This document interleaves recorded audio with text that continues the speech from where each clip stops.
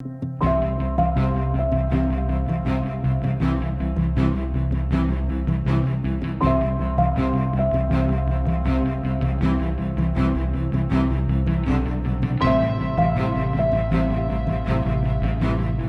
effectivement, Sandra, nous sommes dans une période très propice à toutes ces questions de réduction d'impôts, de comment réduire mon impôt, comment faire pour diminuer, déclarer moins.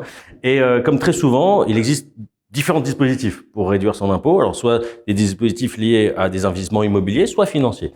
Aujourd'hui, on va parler de 3 dispositifs liés à des investissements immobiliers pour pouvoir réduire son impôt. Le premier, effectivement, c'est le dispositif Pinel. Alors, Pinel, c'est très connu, c'est sûrement ce que les ménages français connaissent de mieux comme dispositif. En plus, ce n'est que le résultat de la première loi de réduction d'impôts qui s'appelait la loi Sellier, puisqu'avant on n'était que sur des dispositifs de déduction d'impôts. Alors, on va revenir rapidement sur la loi Pinel. Alors, qu'est-ce que c'est ?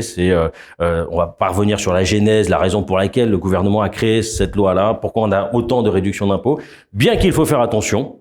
Parce que très bientôt, à partir de 2023 et 2024, on va voir au fur et à mesure réduire cette réduction d'impôt. Bon, on y reviendra. Le dispositif Pinel, c'est l'achat d'un bien immobilier avec quelques plafonds, un bien immobilier dans le neuf, sous certaines normes énergétiques, maximum 300 000 €. Maximum du prix au mètre carré, 5 500 €. Grâce à cet achat que vous allez réaliser dans le neuf, eh bien, vous allez avoir le droit à des réductions d'impôts en fonction de différentes périodes de location. Parce que vous avez une obligation de louer le bien, bien évidemment, à quelqu'un qui va en faire sa résidence principale. Les 3 périodes, 6 ans de location, 9 ans de location et 12 ans de location. Tout ça va vous permettre d'avoir une réduction d'impôt sur les 6 premières années, 12%, sur les 9 premières années, 18%, et sur les 12 années, 21%. Voilà. Donc, pour faire simple, ce que j'explique à chaque fois, c'est 2% par an de réduction d'impôt de la première à la 9e année et 1% de réduction d'impôt de la 10e à la 12e année. Voilà.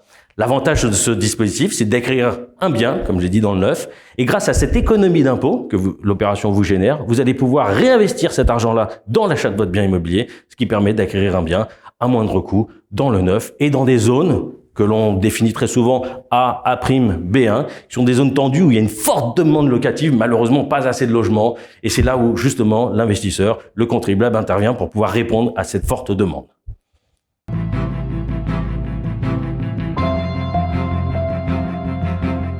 Alors, le Denormandie, très souvent, on l'appelle la petite sœur de la loi Pinel. Pourquoi ? Parce qu'elle a été créée pour répondre à une autre demande. C'est-à-dire que la loi Pinel, c'est du neuf. Le Denormandie, en fait, on va parler d'investissement dans de l'ancien avec une forte rénovation. Une rénovation qui, alors on va mettre un petit montant, qui doit représenter 25% de la valeur de l'investissement ou plutôt du bien immobilier. Donc on est dans l'ancien. Alors ça a été légèrement modifié dernièrement, c'est important puisque ça va concerner quand même 222 communes et on parle pas de toutes petites communes, parce que si je vous parle de Perpignan, si je vous parle de Cognac, ça reste quand même des villes moyennes dans lesquelles on va investir dans des cœurs de ville.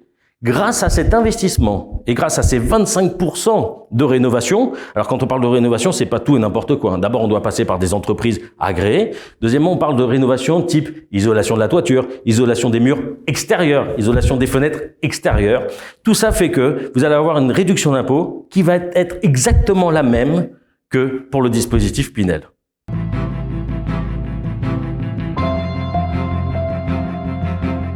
Le Censi-Bouvard. Sandra, le Censi-Bouvard, en fait, c'est un dispositif qui permet de réduire son impôt lorsque vous investissez dans des résidences de service. Donc, résidences de service, alors on en a 4 principalement, médicalisées, étudiantes, de tourisme et d'affaires. Voilà.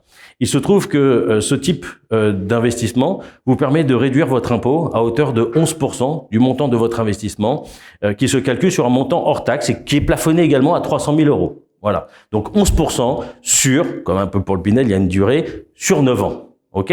Donc à partir de la 9e année, vous n'avez plus du tout de réduction d'impôt et vous avez un bien immobilier qui se trouve dans une résidence avec des services. Alors, c'est superbe puisque il y a là un avantage sur le montant de l'investissement puisque très souvent, lorsque vous investissez dans du neuf, dans des résidences de services, les montants sont quand même beaucoup moins importants que sur des investissements sous le dispositif Pinel. Voilà. Ces 11% sont importants également puisque cette loi va voir malheureusement la fin de sa vie à la fin de l'année ou peut-être même l'année prochaine. Donc ça, c'est assez important. Deuxièmement, il y a un autre avantage tout de même avec ce dispositif-là parce que Censi-Bouvard, c'est bien, ça vous permet de réduire votre impôt immédiatement sur vos revenus que vous percevez en tant que professionnel, enfin dans votre activité professionnelle, pardon. Mais il y a une autre manière aussi de voir ce type d'investissement, c'est ce que l'on va appeler sous le régime réel. Le régime réel, donc qu'est-ce que c'est? C'est la possibilité de pouvoir amortir votre acquisition, toujours dans cette résidence de service, et cet amortissement, que l'on appelle réputé différé, va venir se soustraire ou va venir diminuer les revenus BIC que vous allez toucher de ce type d'investissement. Et là, vous n'avez pas de réduction d'impôt immédiate, mais vous avez une réduction d'impôt sur toute la durée de location de votre bien et sur tous les revenus BIC, en opposition aux revenus fonciers, de la vie de votre investissement.